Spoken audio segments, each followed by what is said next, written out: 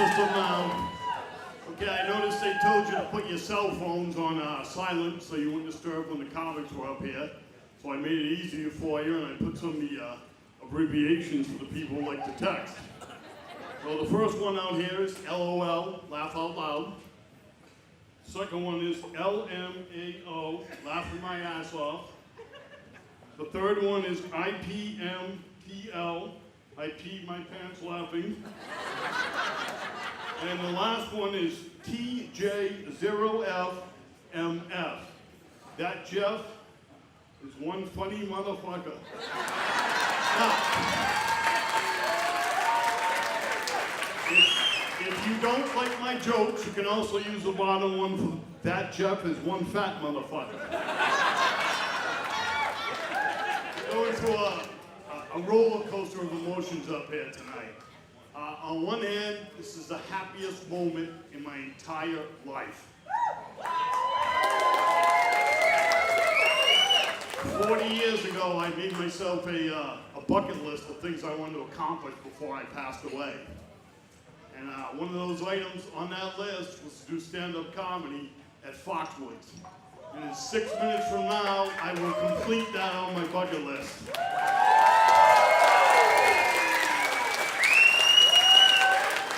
And also, that happens to be the last item on my bucket list. So, every single item I put on that bucket list will be done and completed this evening. If I had known this was going to feel this damn good, I would have put more than 2 things on the bucket list. On the other hand, being the happiest moment of my life, I also had the most awkward conversation of my life backstage. I was sitting there waiting to go on. I see this big creepy looking guy looking like Ozzy Osbourne. He's got a big black robe and a hoodie on and carrying one of those old sickles they used to cut grass with. I'm walking by and he goes, "Hey, Jeff Condon, how you doing?" And I'm like, "How the hell do you know my name?" And he's like, "I know everyone's name, Jeff." And he goes, "How you doing?" "Dude, I'm doing awesome. I'm doing stand-up at Foxwoods. I completed my bucket list." And all of a sudden he goes, "Yes, that's what I'm here for. The bucket list." And I'm like, "Who in the hell are you? Do I know you?" He says, "I'm the Grim Reaper. You can call me Grim." So I'm like, "Okay." And I says, "What are you here for? Usually you hang out like in wars and death and famine and stuff. Why are you at a comedy show?"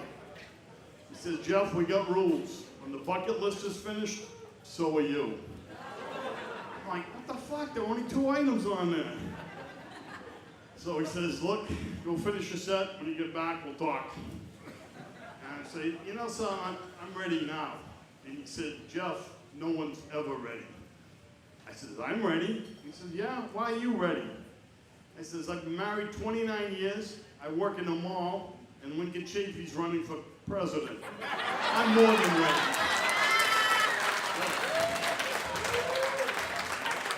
So all of a sudden he picks up his clipboard and he goes, "Oh, my bad. You're on the Your Life is a Living Hell list. I am so sorry, Jeff. Go finish up your set and continue on." And I says, "Okay, you're bad, let it go." And I says, "Is there anything you want to do? Any particular routine?" And he says, "Yeah." He says, "Do that, the miracle of birth." He says, "They all start out the miracle of birth, but in the end they all come see me. That one cracks me up." So tonight I'm going to explain the miracle of birth. But because I'm a class act and we're at Foxwoods, I have to describe a little bit before I get into the story. My wife's, I don't know what you guys call them, downtown, Netherlands, gates of heaven. I don't want to get too graphic with them, but I don't know if you guys are familiar with a Neapolitan bar or not. The top is strawberry, which is pink, and the middle is vanilla, and the bottom part is chocolate. You guys heard this joke?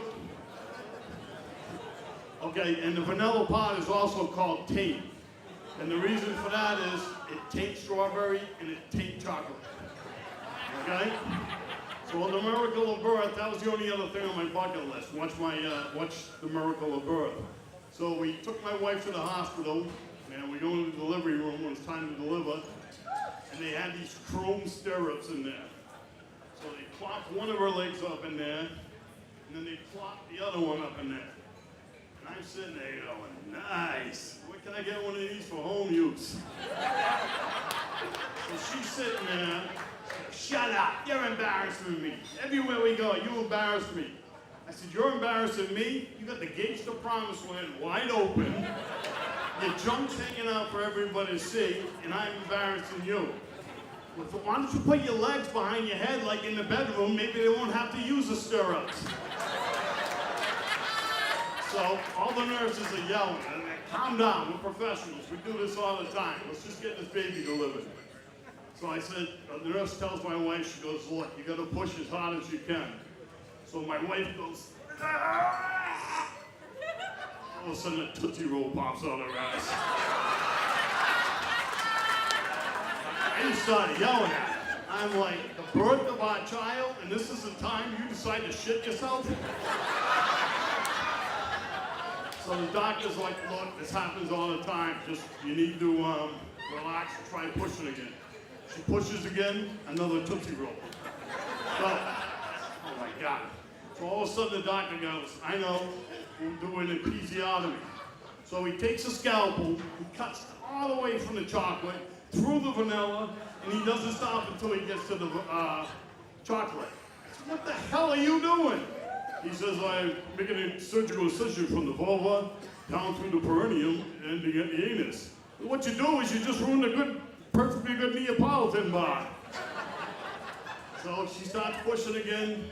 Kid still doesn't come out. I know this because the Tootsie Roll factory is in production again. So finally she pushed and his head did come out a little. But back in the old days, she used to trim downtown. They call it a landing strip. So when his head comes out, it looks like he had a mohawk. So I'm saying to myself, what do I do? She's cheating on me with a Native American. The kid's still not coming out. So they go out, they come out, I thought they were going to come out with some medical instruments. He comes out with a pair of salad tongs from Ruby Tuesdays. So finally they get him wrapped around my son's head, and they pull him out, and he's got the umbilical cord wrapped around his neck.